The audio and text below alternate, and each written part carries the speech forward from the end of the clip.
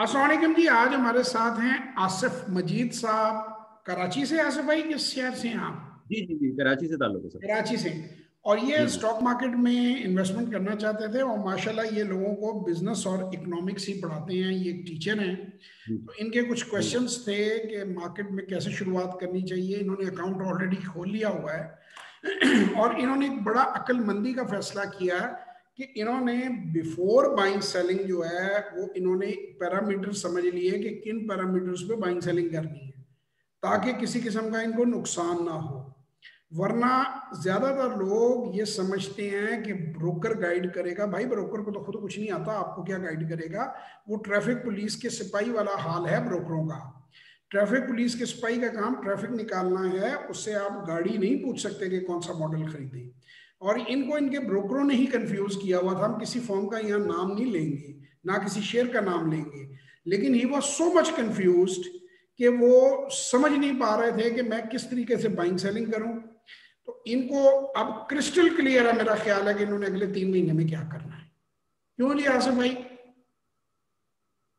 Over to you. जी जी जी सर। पहले तो सर मैं जी जी जी जी मैं सर पहले तो बहुत बहुत शुक्रिया अदा करता हूँ कि जवाद साहब ने जो है वो इतनी अच्छी गाइडेंस दी।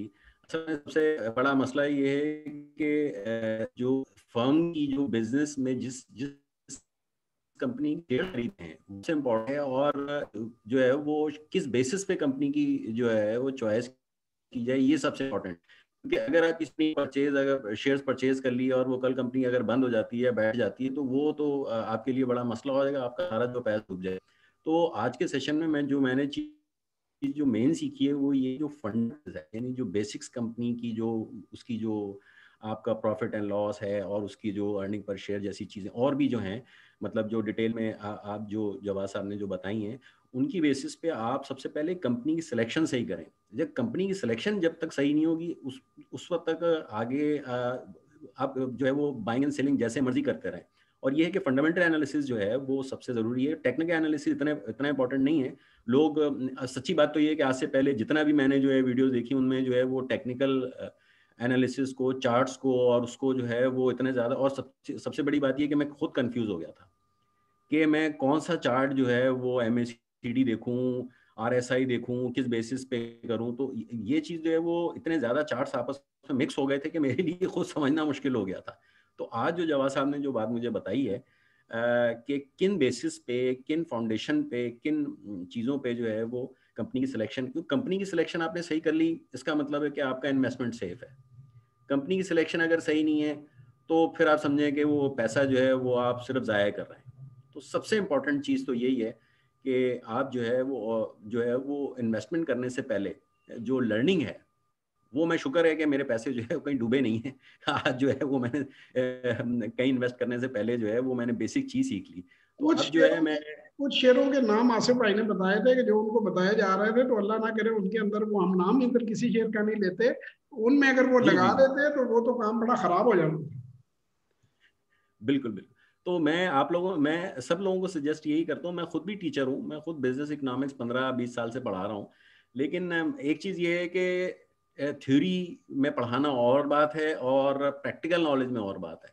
तो इतने अरसे से जो मैं चीज़ें जो है वो थ्योरी में पढ़ा रहा था लोगों को, खैर मैं तो इन्वेस्टमेंट साइड पे नहीं पढ़ाता, तो मैं तो जनरल जो बिजनेस और इकोनॉमिक्स पढ़ाता हूँ। लेकिन स्टॉक मार्केट में सबसे इंपॉर्टेंट चीज़ ये है कि लोगों की सुनी सुनाई बात पे ना जाएं, पहले लर्निंग करें।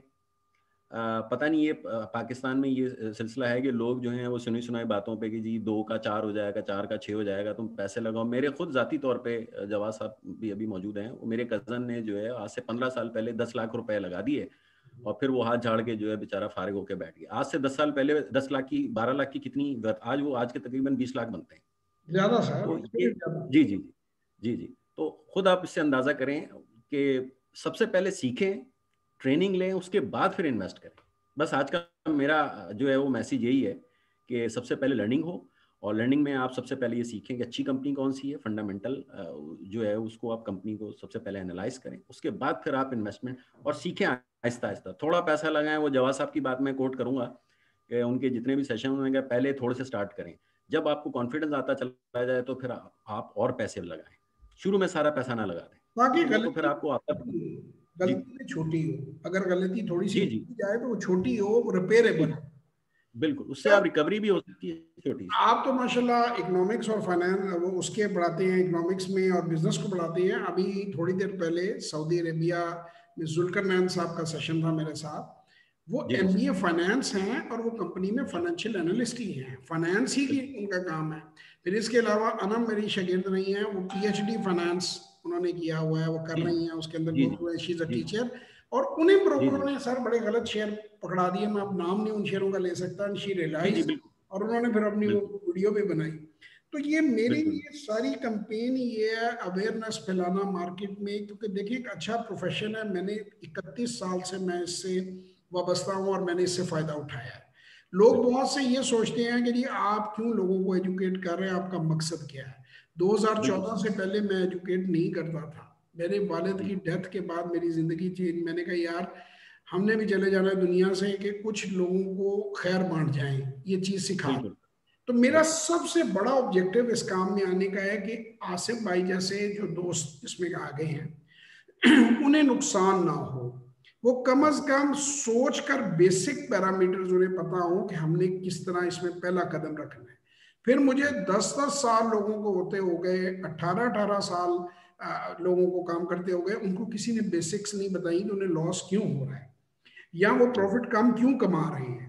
तो बुनियादी चीजों को समझे बगैर आप कभी भी स्टॉक मार्केट में तरक्की नहीं कर सकते। ये बहुत बिल्कुल अच्छा कारोबार है।